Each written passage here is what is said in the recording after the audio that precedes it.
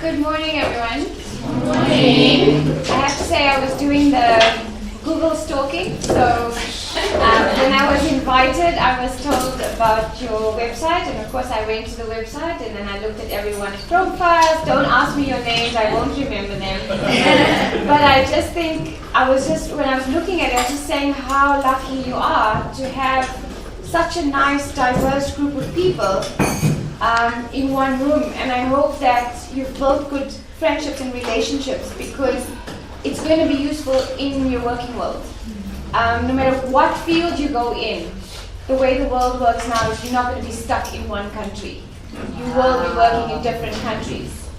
And so the idea is keep in touch with each other. You never know, it could be a field that you thought was not important, and somehow or another those connections are going to be made. So make those connections and enjoy the time, learn about each other.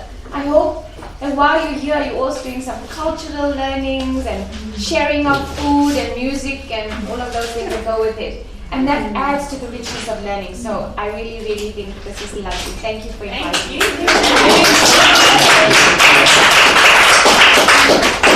So now on to something more serious.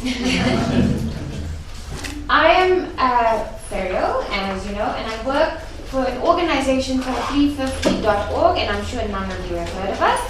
But that's okay, we are growing. We are a global organization that was started in the United States by 6 students. Basically, 6 students got together and they felt that they needed to do something around climate change. And lo and behold, it's now a global organization in 188 countries. One of the students who started that organization is the head of this organization. She's about 32. So it's amazing. Yeah, I think that's why I was drawn to 350 is that it has that energy and enthusiasm of young people that makes me feel younger. And we work in the Africa and Arab office, and with me, I would like to just introduce my colleague, Ahmed Mahopo.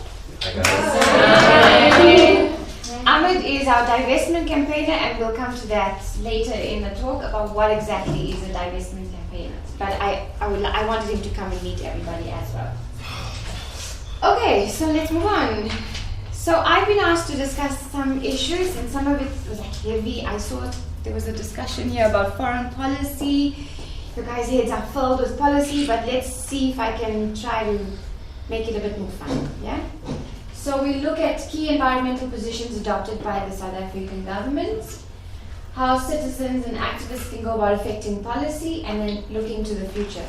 I might sway a little bit from this, but in general, that's what I'll be talking about. Now, I need to just do this quickly, and it's not about, I just want to know how many people know about the South African Constitution.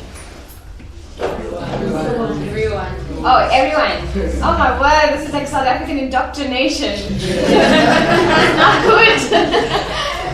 Okay, so you would know that part of the Constitution, and not just because it's been in the news about our president doing wonderful things with it, but that it has something that's very unique to in the world, which is the Bill of Rights. It's not the only country that has a Bill of Rights, but it's significant. And the Bill of Rights covers a lot of issues, and one of which is environment. And so this is a quote. I cannot remember who said this, but I think it's important for us to just go through it. And it's together with an internationally praised constitution.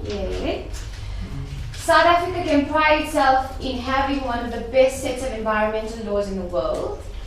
And since environmental impact assessments, anyone knows, like, work with EIAs and stuff, so can I just use the abbreviations? Yeah? Have become mandatory for projects that negatively affect the environment. Our track record with respect to environmental protection has substantially improved from the apartheid days. Wonderful, right? Very motivating. How many of you believe that? Why don't you believe it? If you don't believe something, you've got to tell me why. It can't just be because you don't like South Africa or you don't like the Constitution. Yes?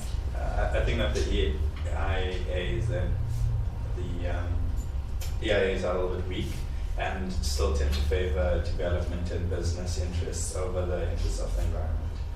Good one? Well, I'll also say in terms of policy, we have improved. Like we keep on amending the environmental legislation. When it comes to implementation, I think we're not on par.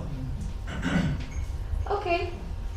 So can I just, a question of clarity. I heard of EIAs, but what actually goes into... Okay, I'll come to that in a second. But from the two answers, they were really good answers. I don't need to carry on. I can let you guys have got it. EIAs are environmental impact assessments. So what they are is they fall into the realm of environmental management. And what happens is if you want to do any big developments, so if you want to build a mall, if you want to build, and this came out after years and years and decades of struggling to protect the environment. So I have another slide which I haven't brought to you, but usually when you think environmentalist, and that's the one that I didn't add in, is the image you get is this person that's going peace and got a headband and smoking dope and whatever. But there is some truth to that, because it was in that kind of environment where we had, it was not so much the peace that it was what that cultivated in terms of being anti-war activists and being aware that we're fighting. These were the people who were fighting against Vietnam War, right, in the US. But it spread that people didn't want war. It's like how we march against maybe issues in Palestine or issues happening closer, that we have a solidarity kind of thing. And that's what happened with the movement at that time, but then they became more aware of other issues around them.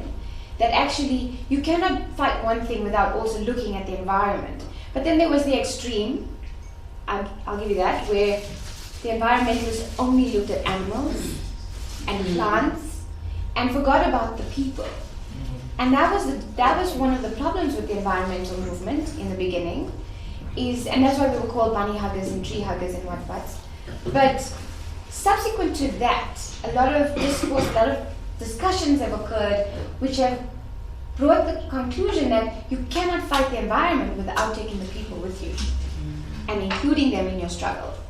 And so with that, the idea of every time you have it, so how do you do this? So instead of just going to build your mine, what people found is that when they go in to build the mine, they're moving people.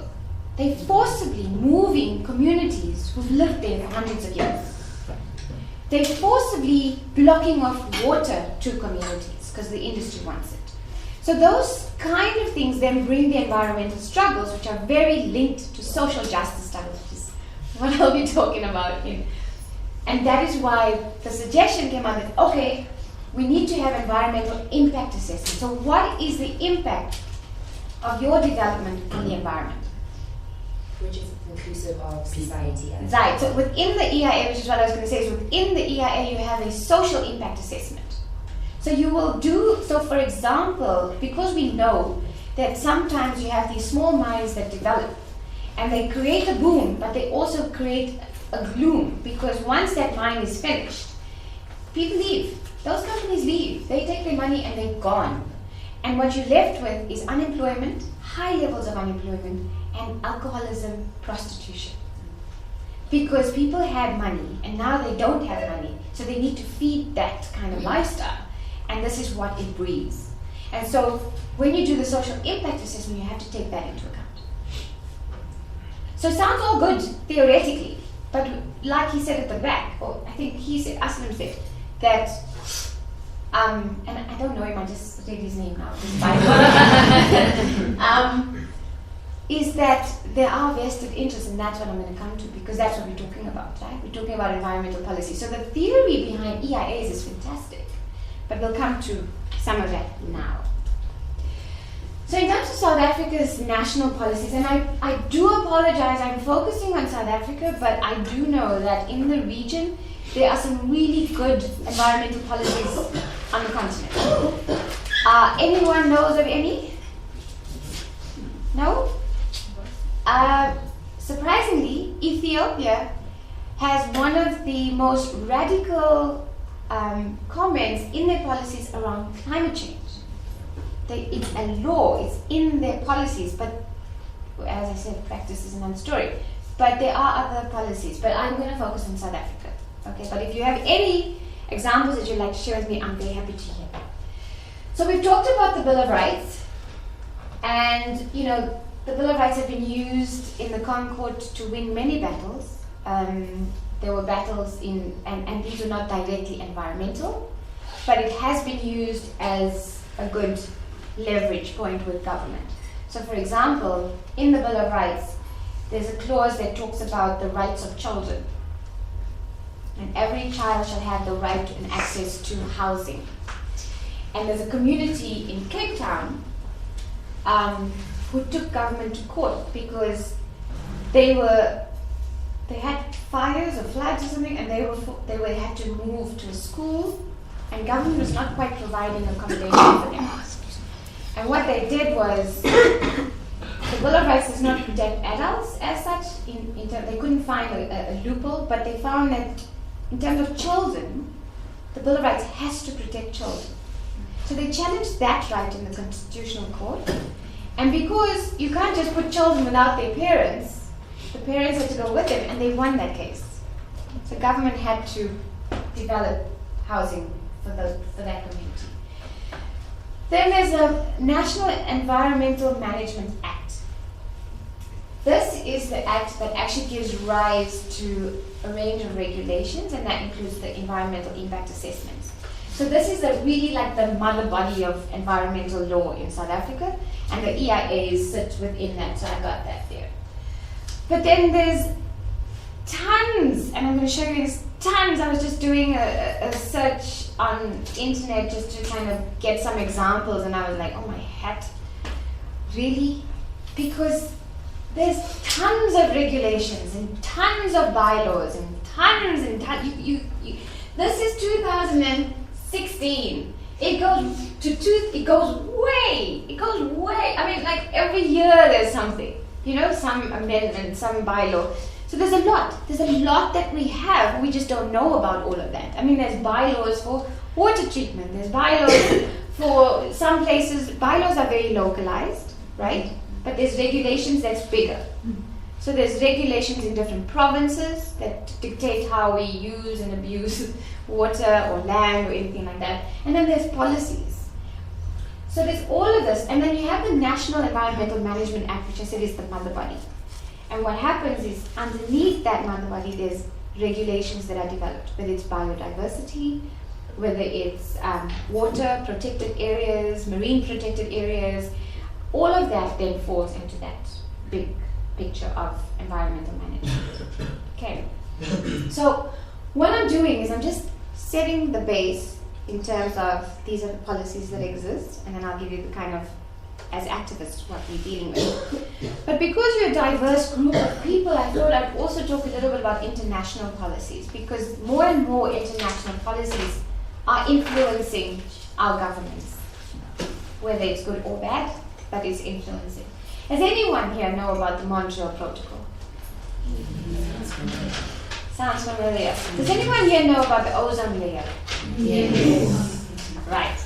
So the Montreal Protocol, and that's amazing that you all know about it, because the Montreal Protocol is the international agreement that was set up to deal with CFC gases and the ozone layer, etc. And this is usually punted as one of the successes, and I do say that in my presentation somewhere, because it was very easy to negotiate and we managed to get to an agreement pretty soon. It was quite phenomenal, and people abided by that. But the reason was very simple, is that it didn't affect business as much. So if you had fridges before that were giving off CFCs, you had to just tweak it, technically tweak it, and you still sell the same fridge. So it didn't stop. And aerosols. I mean, come on, you walk in the supermarket, have you seen those deodorants, air fresheners, dog sprays, cat sprays? They're still selling them. And those were part of the reasons for the CFCs in the atmosphere. So it didn't affect their business, so they could tell governments, yes, go ahead, sign it. And that's what has happened, seriously. The Convention on Biodiversity is also something that's quite important. It came out from the United Nations environmental program, which has this, they call it the Earth Summit, that happens every 10 years. And in 1972, I think it is, you had the development, or 1992, sorry. Oh, that's 92. 92. Sustainable development. And when you started talking about sustainable development, you had the Convention of Biodiversity, the Convention to Fight Climate Change, so the UNFCCC, which is the United Nations Framework Convention on Climate Change. And there was a third one, which is desertification. Anyone from Kenya here? Yeah? So you would know quite a bit about desertification. No? So desertification is basically where, because of prolonged harsh weather patterns, drought goes on for much longer than, say, 1 or 2 years, it becomes endemic, and the area that you're living in cannot be, it becomes desert. And it cannot be reversed. Okay? Well, with technology, they say land is very expensive. So what happens is that land becomes dead land, and that's happening in Kenya, in the northwest region, the northeast region of Kenya, which borders Ethiopia. And then, of course, I'm sure many of you know about the whaling, like the campaign Save the Whales. That's another way of seeing environmentalists. They're saving whales and dolphins, right? So the Whaling Commission is also an international commission that looks at whaling. But there's some issues with that right now. While they have saved whales in general because of activism, they also want to continue whaling, which is a problem. And the decision from the commission is that you can only whale for scientific purposes. Yes? Well, I'm sure you know about the recent case of Australia took Japan to the International Justice Court. Because Japan was claiming to be waiting for scientific Exactly. reasons, but they were not, they were waiting for commercial reasons. Right. So they were just like find a way around. Exactly. And that's a good point to keep in mind when we're talking about actually these policies and what's the problem with the policies, is the loopholes. But yes, that's true. Japan, they don't like whales. CITES is the okay, that's a broad statement, not true. CITES is the convention to prevent the international trade of endangered species, and this is where things like elephant, ivory, rhino horns, those kind of things fit into, right? CITES. I think, sorry, I might have missed it, but it's the convention. The international training that's what you said. Yeah, it's a. Yes. I know what it's. I can't quite remember what it stands for, but it's the International Trade on Endangered Species. No, you got it right. Yeah. Yeah. Thank you. And then there's a lot around rivers and biosphere reserves, and I've put this up right now because of the drought that Southern Africa is going through, and some of the absurd decisions that are happening. So in South Africa. Does anyone know if we have a biosphere reserve in South Africa? We do. It's a United Nations Biosphere Reserve, which is in the Waterberg, which is in Limpopo. And the reason a biosphere reserve is declared is because it's rich in biodiversity. When I say biodiversity, do you know what I mean? Mm-hmm. Trees, plants, animals, all of that. It's rich in biodiversity, but also it acts as a catchment for water. So I don't know how many science people are in here, but the way it works is that, you know the cycle of life, right? Is that it rains, the water goes, seeps in, the water then feeds the earth and travels into rivers, and then rivers go and then come to places and people have developed in cities. So that's basically in a nutshell. So this area in the Waterberg acts as a sponge. It absorbs the water for our country, and then it flows out in rivers, etc. from there. And it's a United Nations declared biosphere. but government is going to be mining that, and that's where we come in as activists. We'll come to that. Well, sorry, what do you mean by United Nations declared? Does it mean that the United Nations has some sort of hand power over it? No, Or is so it what they just do that- is, international, like UNEP, it's the United Nations Environmental Program. Right. They would declare certain places. They don't have any control over it, Okay. but also the way international relations works. Anyone in international relations? Yeah. So are you going to join DIRCO? I don't know yet. When you do, you will find that what you do is it's a lot of politicking. So you would say, you as South Africa say, we want to get more known for our environment. Okay, what shall we do? We need that. We need a UN biosphere reserve, or we need some UN heritage sites. Okay, we need to apply. So you apply to the UNEP just to give you that certification. They have no control over it. So what you do to it then is your own business. But the fact is, if the UN sees it as an important area, It's a diplomatic then it's an strategy. important area, right? So, and then there's agreements, right? So the first one is an agreement between the Department of Environmental Affairs and the South African National Parks, and lo and behold, and coal of Africa, right? The second one, historic biodiversity offset agreement signed by the Department of Environmental Affairs, sandbox, and coal of Africa for Vele Coal. Now, how do you do that? How do you have agreements with the government, the environmental structure, and the mining industry? I don't see community here. I don't see chief. I don't see local community. Heritage, nothing. So when these people go and mine those areas dead, they feel like they have the license to do so because they have these agreements in place. And it's almost atrocious that the Department of Environmental Affairs would sign an agreement with the coal structure. So that's it. You've got national policy, international policy, bylaws, regulations, and of course agreements. So it's tons of policy. And that's what I was told to tell you. So I'm done. No, I'm not. So it's great. We have all of this policy, and even I just want to, we a climate change organization, so we're a climate justice group. We fight in climate change. So I have to put in my climate change issues as well.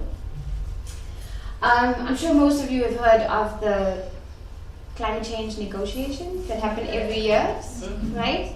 Last year it was in Paris. This year, anyone knows where it is? It's in Morocco. See you in Morocco.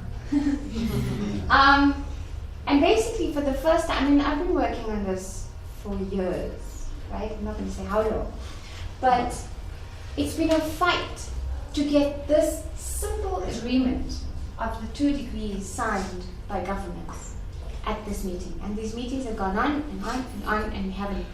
This was the first time in COP21 that they but it's politics, right? It's the way they word it. We keep warming well below above pre-industrial levels, and to pursue efforts. Yeah, it's just jargon. What does that mean? Pursue efforts. It's like it could mean anything. You could say, well, I have an EIA and that's pursuing efforts. So it's bullshit. And if we go with the agreement and we just leave it, we are going to be in bigger trouble than we expect. And I was at a talk last night, so these are not my words. And one of the things that was said, and I'm trying to remember, is that we need to keep global warming below 2 degrees. Best to keep it below 1.5. 2 degrees is also too much. We are almost at 1. And we are already seeing fundamental change in our weather patterns. And we are not able to adapt quick enough or well enough to sustain us. And if it goes to 1.5, can you even imagine what this is an incremental increase from 0.8 to 1, and we've seen this weather gone crazy. Climate, I shouldn't say weather's today. Climate gone crazy. That if it goes higher, it's going to be worse, and we're not dealing with that. And that's one of the frustrations as environmentalists. We sound like those people, those those crazies in the American movies where they stand on the street corners and say, the end is nigh! You know, those ones. We're not saying the end is nigh. We're saying that we can change it. We have to change it. And you have to listen to what we're saying. Yes? Is it still 2 degrees or it is? No. It's only. I mean, like you say that they've been trying to get governments to reduce greenhouse gas emissions by 2 degrees, right? That was like years back. In the meantime, like, the change was already happening. And I think I read some document saying how actually for them to reach the required climate temperature, now they have to reduce by maybe 3 or 4 degrees Celsius. So it's not it's not, so, sorry. This is not decreasing to 3 or 4. I get it's not decreasing to 2, but it's like yeah, like they say the temperatures like average temperatures are increasing by maybe they say 1 degree, globally. Then they say okay, for us to maybe to drop it to 0.5, let's try to reduce by maybe the certain percentage, right? That's certain degrees. Okay, so so there's a little bit of that. Let me stop you. It's going to be very hard to decrease the temperature increase. You can decrease the greenhouse gas emissions in the atmosphere. Okay, so the name of our organization is called 350. I'm coming to 350.org. The 350 stands for the safer limit of greenhouse gas emissions you need to have in the atmosphere. 350 parts per million. The temperature thing, and I think this is what you have read, is that for a long time, first scientists were saying we need to keep it below 2 degrees to have a safe environment. But what is being said now is actually we need to keep it at 1.5 to have a safe environment. And even then, if we get to 1.5, and that's not agreed globally, but scientists have shown that if we need to keep it at, say, 2, for Africa, as a continent that will be hardest hit and already has a lot more warming, if globally they set it at 2, it means that in Africa our temperatures are going to go up to 3 or 4. That's what you say, and that's true. So that's why we will be hardest hit. So when the world says 1.5, what it means for the African regions is add 2 or 3 degrees onto that. And that is the impacts we're going to experience.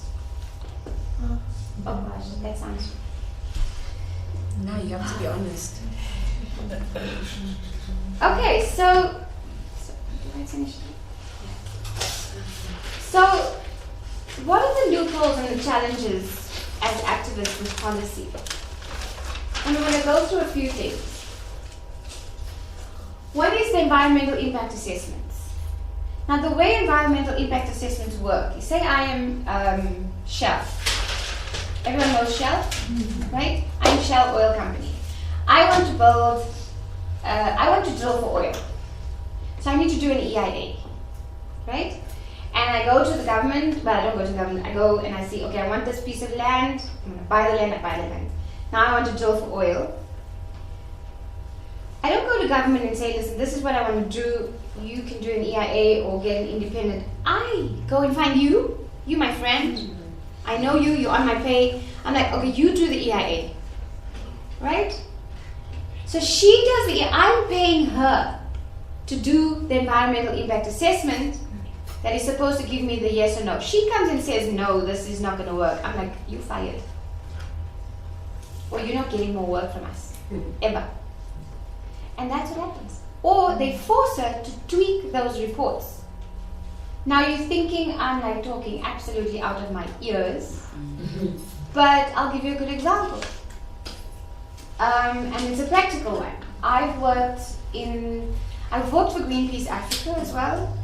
And when I worked for Greenpeace, I was the anti-nuclear campaigner. Now South Africa is planning to go nuclear. Everything is saying don't go nuclear. And this is how long it's been going on, because they keep saying, no, we're going to go nuclear and we can build and it's going to be ready and it's going to rubbish. I have been working, the first EIA came out in 2009, the draft. And we looked at the EIA and there were serious problems with that EIA.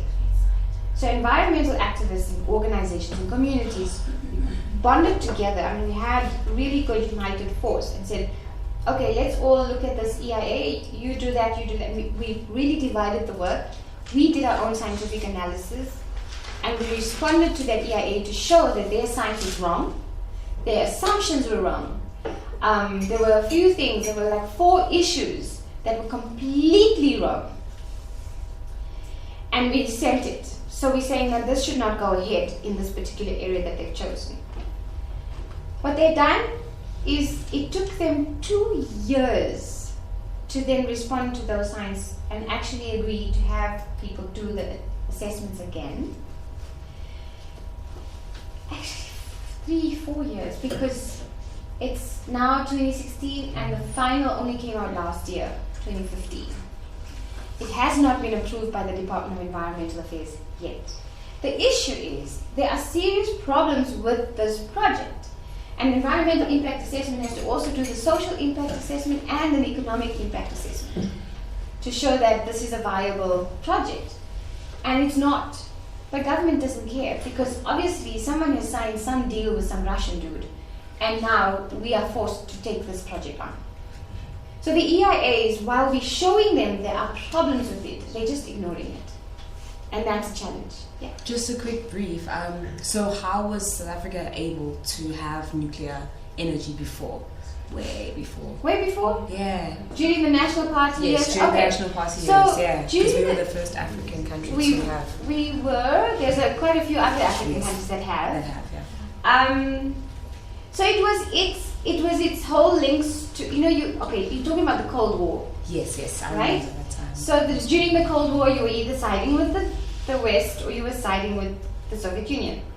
And of course, the South African National Party government was siding with the West, and they used the whole kind of Rooi gevaar, everyone will know that, but the red fear of the communists coming in, and it basically served the West to have a base. And so there was this negotiations with US, Israel, and South Africa got the technology that it needed.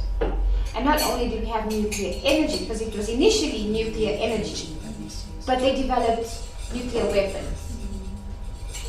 And it was in 1993, when the National Party knew they were going to lose the elections, that they thought there's no way in hell we are going to give these communist people rights to this nuclear weapons. And so they disarmed them.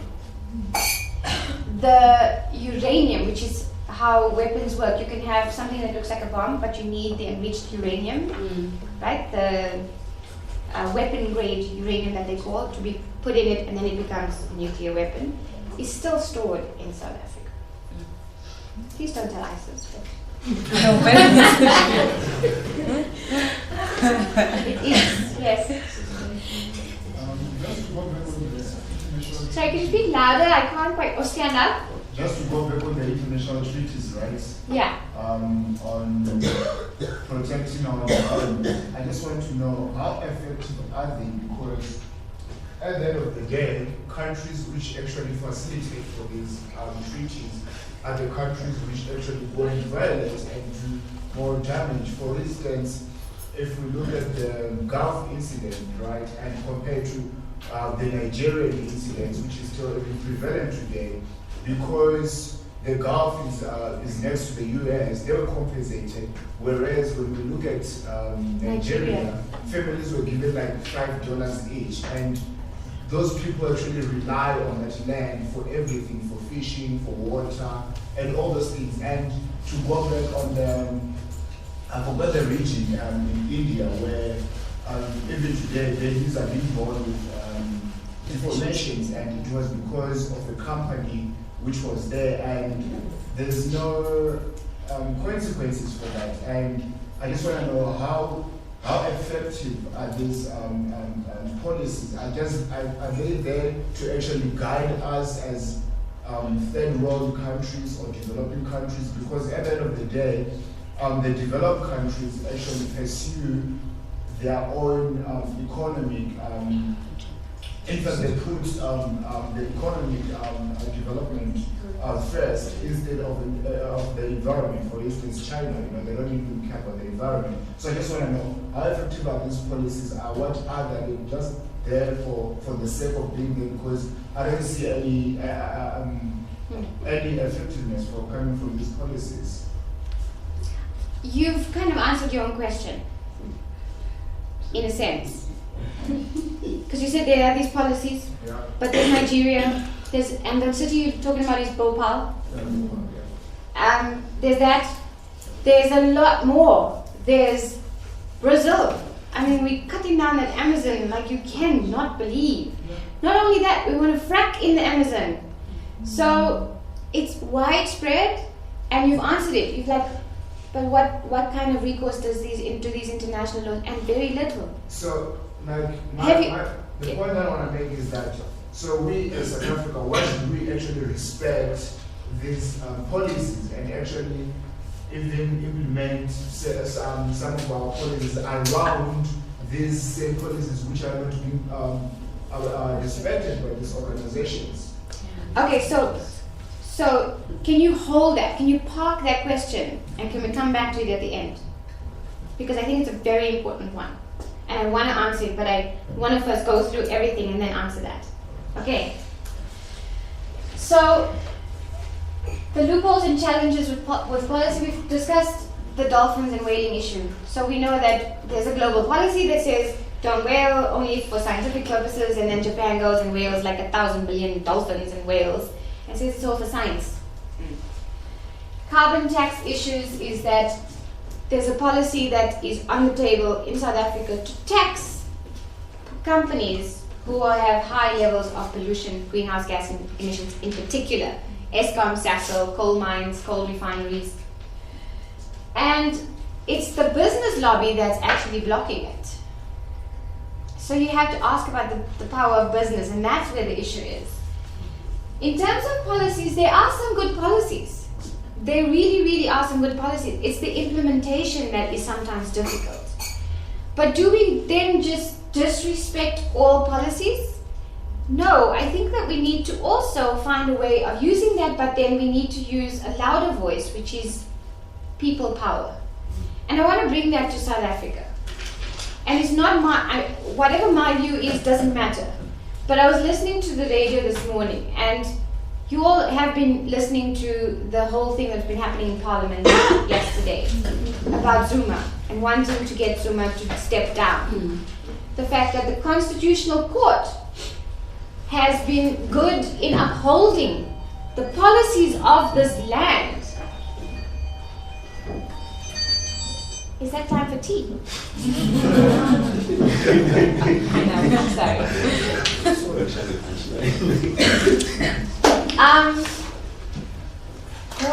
So people wanting Zuma to step down. And the Constitutional Court, in terms of land rules, is clear he needs to step down, right? But he's not listening. He's not going to step down, right? And what are people saying now is that actually there needs to be a change of power from the ground. So people need to organize, they need to be in the streets, and they need to force that change. And that sometimes happens with international policies as well. So the climate change policy, while you're saying that people are not listening, we have been activists fighting for governments to listen. It's taken a long time, and maybe it's not too late yet, but we've gotten to where we can say, okay, you've agreed to 2 degrees and maybe 1.5, it's in the text. Whereas in 2009, they wouldn't even put 2 degrees on the paper. So that is a success. And that is a success because of activism and for people on the ground forcing change. It's not because someone in government had a change of heart. It's not because of Barack Obama, I'm sorry. It's about much more, it's about people, ordinary people making their voices heard. And that is the power to make sure that implementation happens. So everyone here does not come from a big city. But if there's some nonsense going down in your city, you need to find ways of making sure that if Amma just comes and says, oh, I don't like this room, I'm like, well, that's your problem. But if everyone here says, listen, we're not learning in this room, we'll have to change it. So it's about the power of more than one voice. The other issue is environmental issues cannot be put in a box. So when you talk about environmental policies, environmental laws, Department of Environmental Affairs, climate change, everyone thinks environment, science, oof, put it in a box, that's it. It's not got nothing to do with communities who have no access to water, land, food, droughts, all of that. It has nothing to do with poverty. It has nothing to do with inequality. And that is the issue. That is the problem. Because you cannot fight environmental issues without also tackling all of those social justice issues. They're a big part of it. Even if you're working on policy on trade-related issues, there's a bigger spin-off, and you need to reflect on how that impacts on communities, how that impacts on various countries, and how the superpowers get more than the developing countries. And that plays itself out in everything else we do.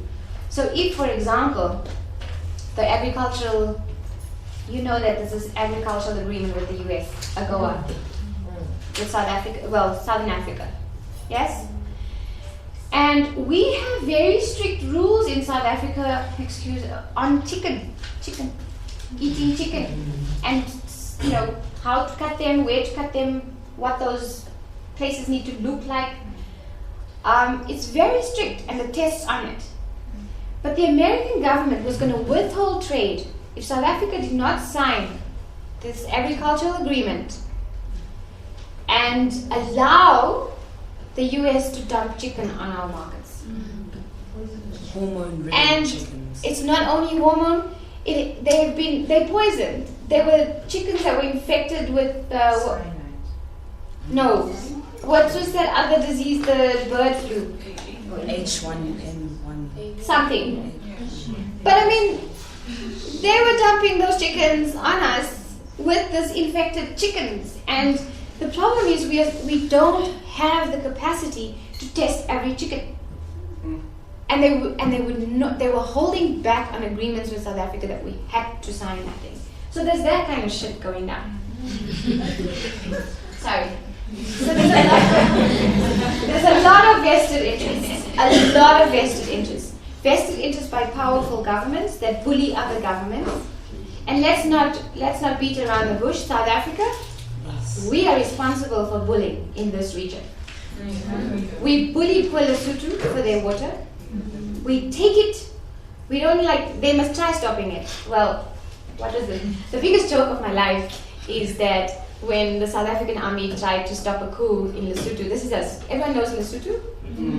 It's a small country like that, with a small population like that, and the army gave us a hell of a beating, and we ran away. So yes, South Africa is also bully, but we can be put in our place.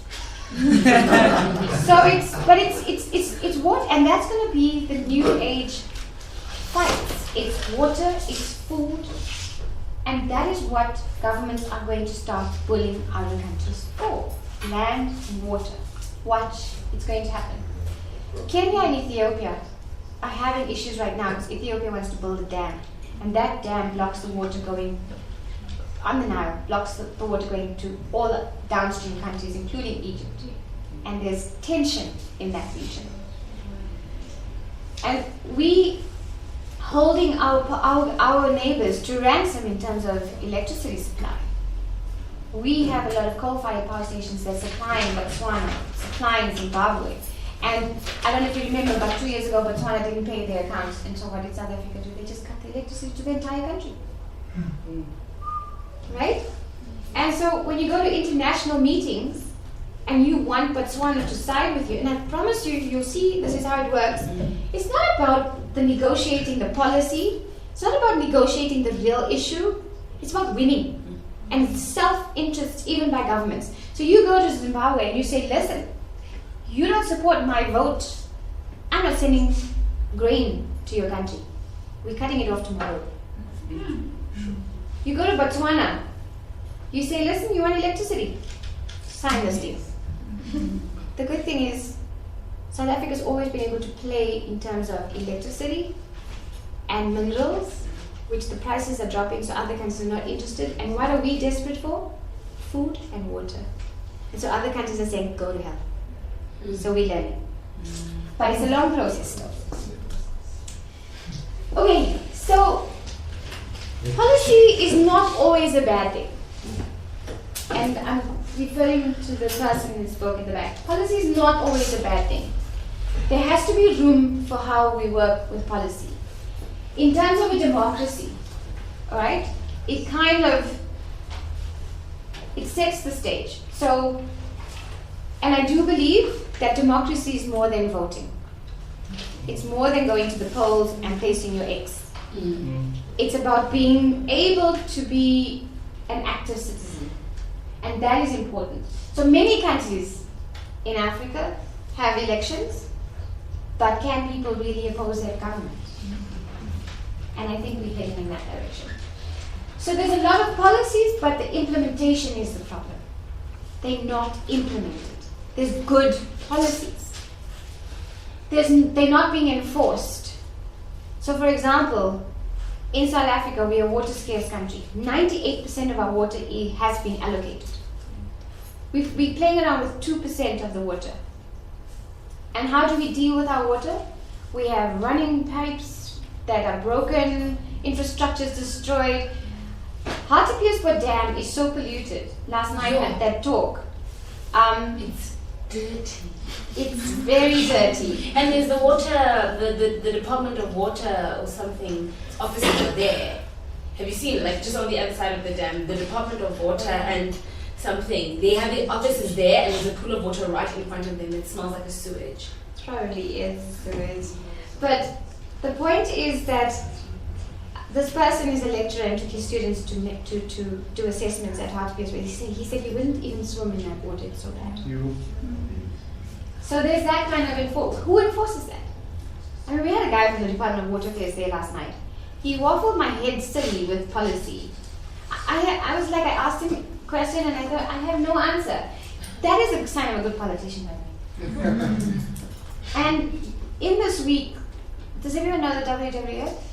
Right? Everyone knows. No one knows 350. So WWF released a report that industry threatens nearly half of natural heritage sites with mining, drilling for coal, oil and gas. And this is something we really can move away from. You will be, sorry. One of the things I always get is how can we stop coal and gas and oil? But the truth of the matter is renewable energy is growing faster. It is an absolute industry that we can get jobs, sustainable jobs, and we can deal with energy access to people in rural areas, which coal is not going to do, and there's no water pollution and other pollution that exists with it. But I think it is the corruption in the fossil fuel industry, gas, oil, and coal that is propping up that industry. What is the subsidy South Africa gives the fossil fuel industry? Do you remember? It's $5.9 billion a year. Or between 2013 and 2014 was $5.9 billion. And that's what we prop up this group of people that are polluting and taking over. Whereas renewable energy is left on its own. They get no subsidies, nothing. Not a single one. No. So in terms of policy, there are examples that are, I don't know how much time I have. Yeah? I'll go faster. There are some successful examples. It's slow, but it's actually, that's where the policy comes in. It's not the policy that's the issue. It's the system and the powers that play that's the issue. So you could have really, really good policies, which is what we have, and that's to your response. We don't throw it around, out and disregard it. We need to use those policies to actually attack those same people, because those are the issues. It's the big industries like Shell, like Zaro, the Guptas, Eskom, Sasol. No, seriously, we're going for the Guptas. But anyway, this is a landmark declaration from a minister in South Africa. I found it very revolutionary. I was like, what is this minister smoking. The minister instructed developers to assess climate change impacts into the EIA, which has never been done, right? Of a proposed Limpopo coal-fired power station. Now this obviously didn't come because the minister woke up and thought this is a good idea. Activists have been fighting this power station. People on the ground, communities being affected by coal-fired power stations have been protesting, have been part of the commenting on the EIA process, have really been that spanner in the wheel that the minister had to listen to them. And they won. That project is on hold. This is something that I really like, which is the bucket brigade. The bucket, have you heard of something called citizen science? You've heard of science. So citizen science is basically where ordinary people become your scientists. They measure. So when I went to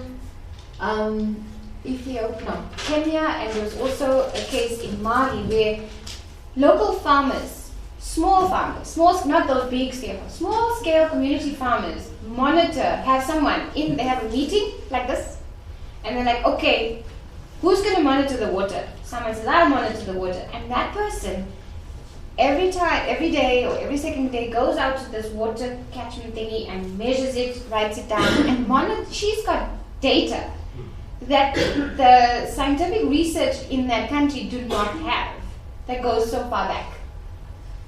Because if she dies, the daughter takes over, or the son, And so it becomes information that you gather over generations, but no one's using that data because science is very arrogant in that it has to be someone with a master's or a PhD, right? And we say it doesn't have to be. So this bucket brigade deals with ordinary activists who use a very simple method. It's a bucket with a plastic, a plastic that was the one expense which NGOs covered the cost of the packet, and a bicycle pump. So you put the packet in the bucket and you close the bucket, and then you use the bicycle pump to kind of pump in air into the plastic from the environment.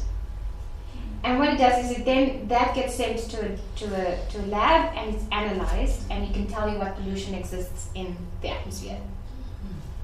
And they don't need like $1 million technical air pollution station outside. They were doing this, and they did that. They kept sending it to this was done in Vaal, so it's a real thing. They did it in the Vaal, where Sasol exists. Sasol is one of the biggest polluters in the country. And through an organization, they sent it for testing. And it wasn't easy. They didn't get the first few samples and then government said, oh yes, you're right. No, of course not. Sasol was like, no, this pollution is not from us. It's from people burning coal in their houses. You know, people use coal to cook, yeah? That's where the pollution's coming from. And it took a lot of continuing to measuring on a hot sunny day, measuring on a cold winter night, that kind of thing, and saying, well, okay, there might be, but this is the reality. It's not from the burning of the fires.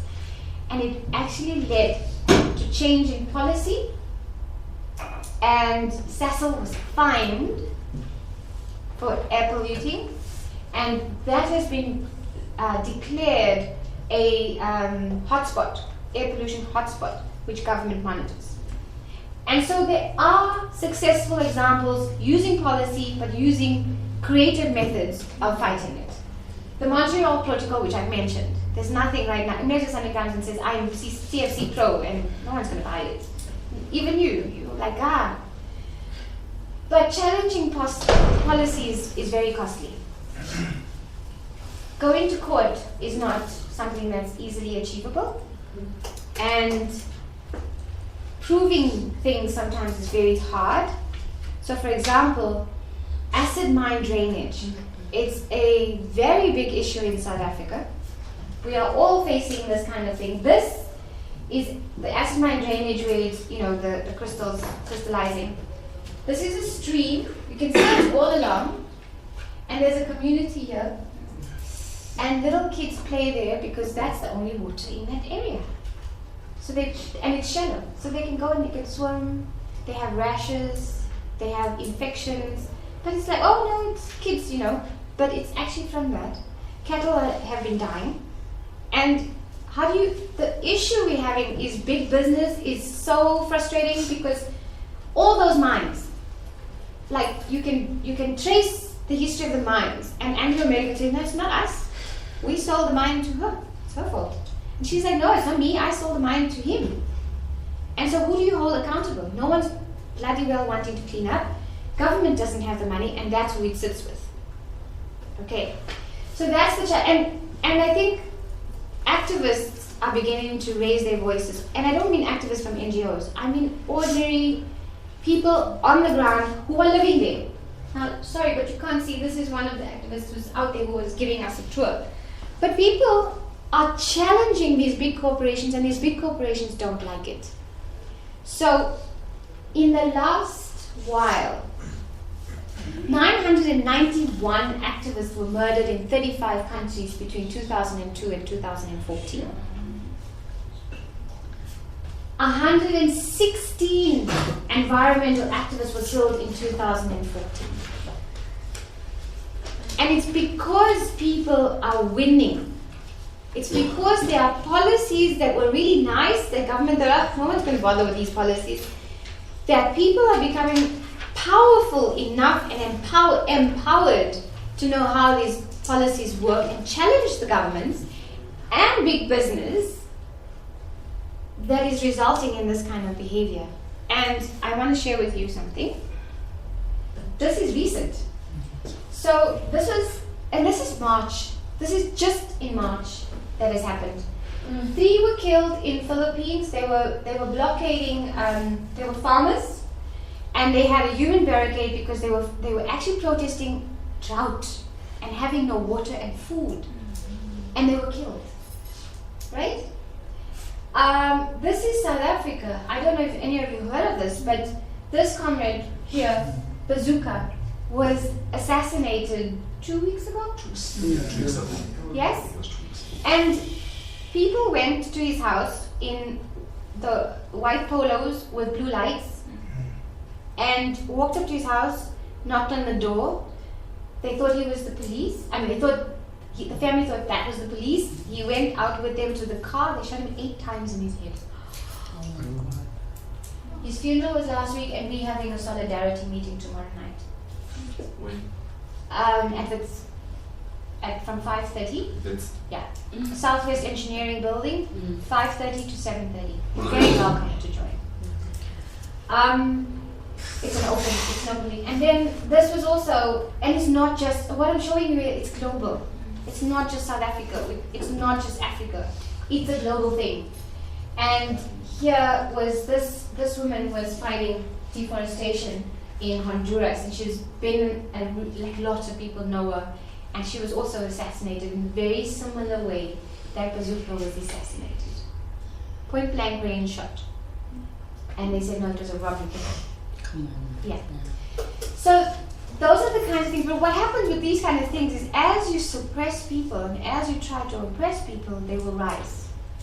Because more bazookas will be born, more Veritas will be born, and we will challenge, and we'll continue to challenge. In South Africa right now, just on coal, there are communities fighting in each of these areas on the coal mining, and nobody knows about it. It's happening as we speak. The media is not covering it, only when someone dies, right, or arrested, but these are all happening as we speak. People are challenging. So it's not just small groups, there's a lot of people out there who are challenging environmental pollution. I was told to talk about future of policy. And it's a difficult one because it depends on which way your country is going. Because we talk about systems change, and we talk about it's when your government stops listening to business and listens to people. There's a phrase, listen to the people, not the polluters, that you will get change. But if you're going to have a government, and I mean this in the nicest way, if you're going to have a government who handholds a family to richness, it's a problem. It's a problem. Zuma's relationship with Gupta is a problem. And the Guptas are atrocious in their disregard of everyone and doing this. The fact, I get so angry when I think that there are so many people that fought for this country and have this crazy family, and I can use lots of swear words in between the words, right? Just That's why I'm speaking slowly. that can manipulate people so much and disregard our policies and laws, and that must stop. So it's policies is not the problem. It is the power of business and the power of corporate sector and the silence of people. And that needs to change. So I think there'll be increased migration, and we need to look at policies that are going to deal with that, because that's going to give rise to xenophobia and xenophobia wars. And climate change is going to cause that. As people have no resources to water and food and land, they will move. It's already happening in Kenya. Social and economic instability, there's going to be a lot of policies that's going to have to deal with that. Because you can't continue with the inequality that exists. It's a powder keg waiting to explode. You cannot have that. Resource wars. When I went to Kenya and we were looking at this area that's particularly dry, there's resource wars on, firstly, people who have cattle. So there are different communities fighting each other for cattle, so stealing cattle and killing people for it, because people are hungry. There's a water body that is it's shrinking, but as it shrinks, it's becoming more salty. So there's more salt in it. And so you can't use it for agriculture, but you can fish. And so we were trying to interview the fisher folk, and it was sunset, and they all started leaving. They all were like just walking away, and we were like, what's going on? They were like, no, there's snipers across the water that's going to shoot us to come and get our fish. Yeah. We saw a guy walking home from fishing. He had a fish, a really nice sized fish to feed his family, and a rifle. And I was an idiot. I was like, is that guy shooting the fish out of the water? And everyone looked at me as if he was so stupid. But it was the first thing, like, why would you go fishing with a gun?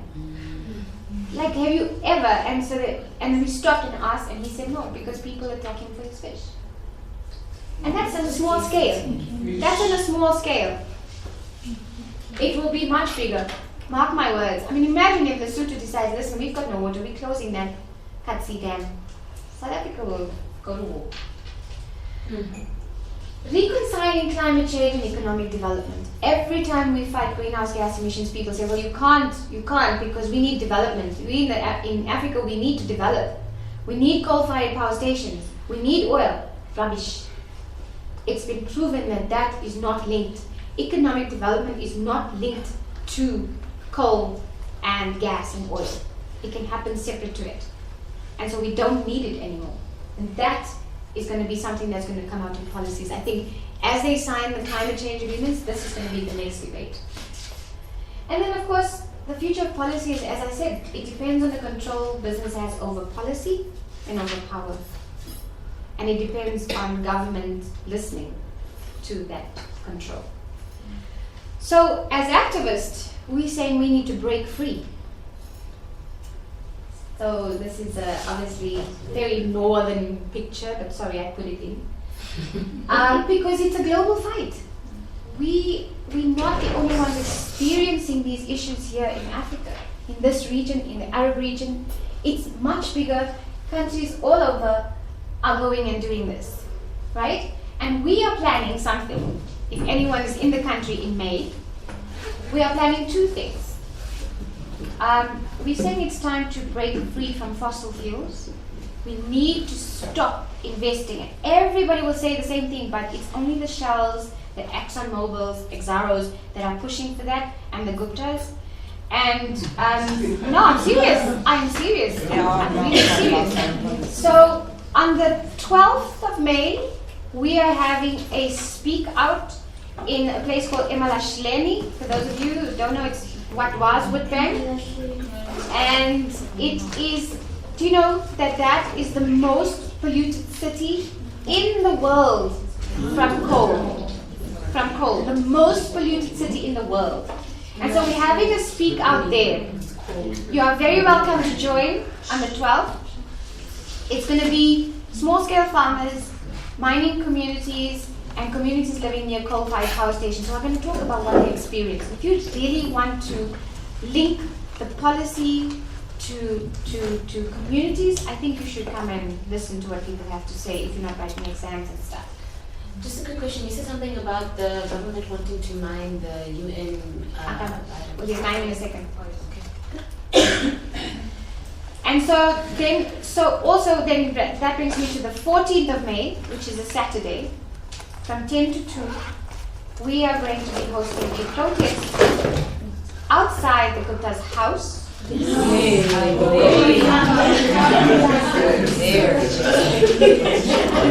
In Saxon World, and we are basically saying to them that it's corruption. We saying to them, look, we don't care about the Guptas, but they are the face of what we know is corruption, and it's this corruption that's uplifting the coal industry. It's the reason that renewable energy is not growing faster. And so they are just the picture child for us, but we're going to them. So anyone interested, 14th of May, it's a Saturday, 10 to 2, that's where we'll be. 14th. What time on the 12th as well? 12th is from 10 to 1. And then on the 14th. We'll be here. 14th is 10 to 12. We will be here. So Maybe we should make it as an excursion. yeah, because we will be here. Yeah, you should come and see what communities are saying. I mean, don't listen to me. Honestly, I'm a middle class NGO activist. Come and listen to what people on the ground are saying. Don't listen to me. Come and listen to the unhappiness on the ground. It will make you sad. But come and motivated to do something. So part of the reason for us challenging the Guptas is that we're also having a day of action. So there'll be something in Cape Town, something in KZN, something in Lephalale.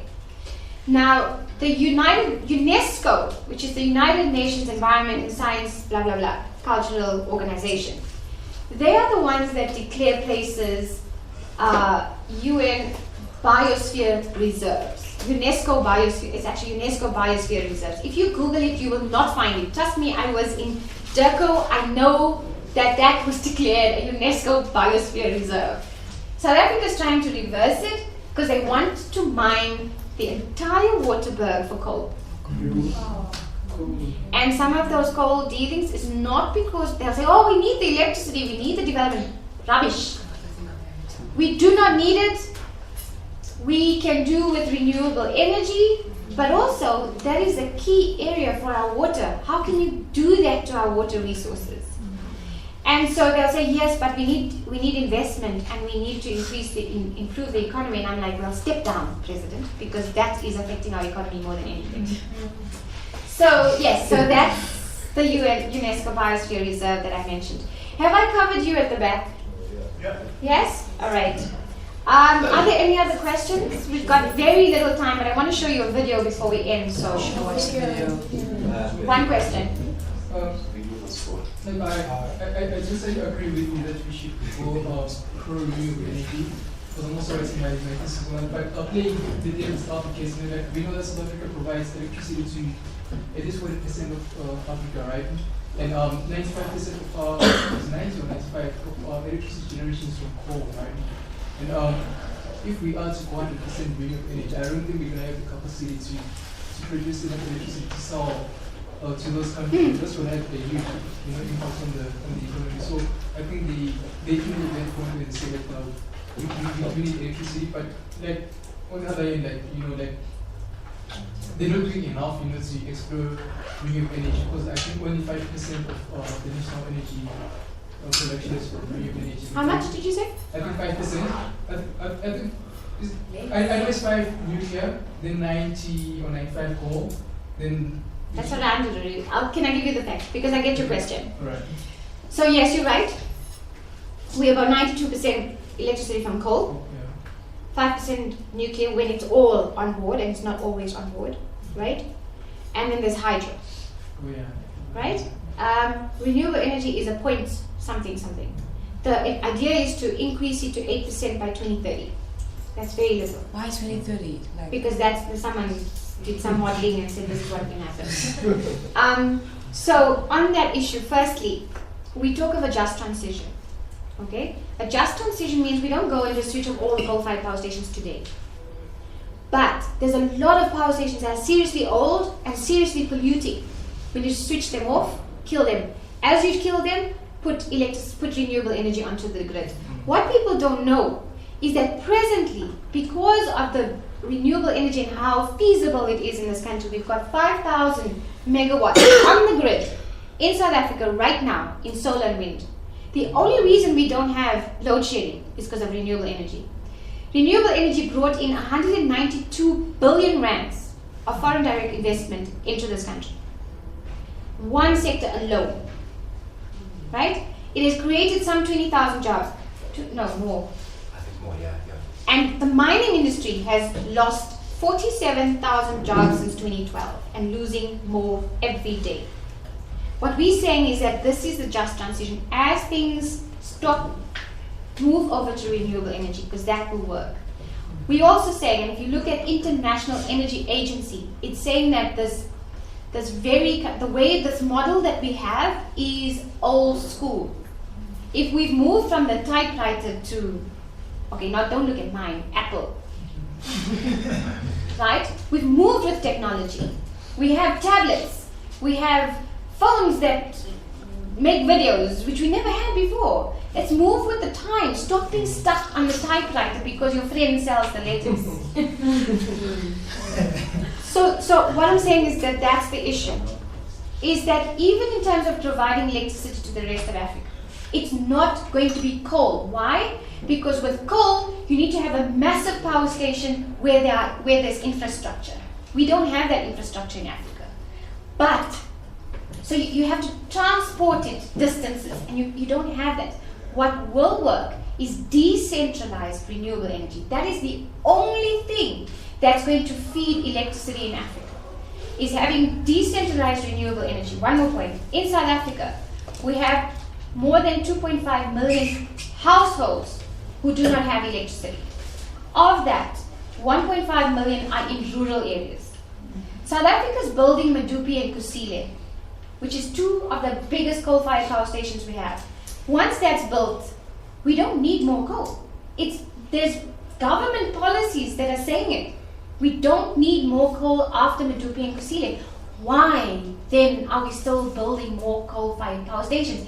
It's because their friends are providing the letters to the type. That's the only reason. So you have a just transition.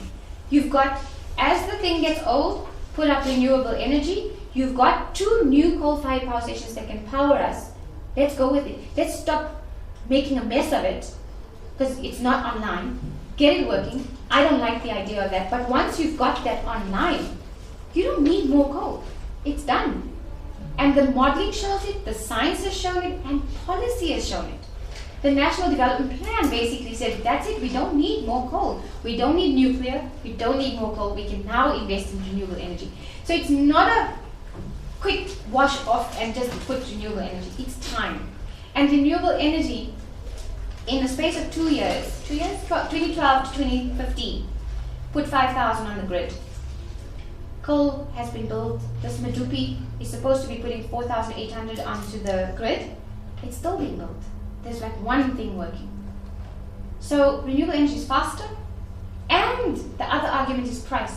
And the cost of renewable energy is dropping so fast that with the delays in Medupi and Kusile, that wind is now cheaper than coal. I have all the stats somewhere in this thing. I can send it to you. So it's not me just saying it. Does it answer your No, question? I totally agree with you. I know some of the things, I was just playing devil's advocate, but when it comes to the point that you just raised, one of the problem is like with the policy, that comes that regulates the generation of electricity, right? Like the only company that only sells electricity right now is Netcom. I think that's the first thing that we should address right now. Because if there's something that we should decentralize, is actually like the generation of electricity, allow private companies to sell electricity directly to people. I think that's gonna motivate people to actually shift to renewable energy more. Like for example, instead of Cape Town, like there's so much wind there, but we still buy electricity all the way from Mpumalanga, and that I don't know how many megawatts gets lost on the way to interest. There's so much actually. So I think That is a good point. I disagree with you though. I think that when you have something centralized and nationalized, that you need to have better rollout. So the problem is not, for me, the fact that ESCOM needs to provide electricity, that ESCOM is in a mess. That is in a mess because I think there's a systemic mess right now in South Africa. But I think that you need to have, I'm a socialist, so I believe that you need to have a nationalist point of view. Otherwise, renewable energy becomes too expensive. So you need to have that control. I'm being told that I need to end. But this is a conversation. You see, you need to call me back for that. But anyway, quickly, 350, what we do is we challenge policy, we lobby, we advocate, we on the ground, we work with communities, we work with youth, we work with a whole range of people. And one thing we find is sometimes just always going and shouting doesn't work. So we do something called artivism. We've taken art and activism and we've merged it, and we do things like graffiti, poetry, videos, music nights, all of those kind of things. And this is a video from one of the artists we've worked with, and I just thought it would be nice to share.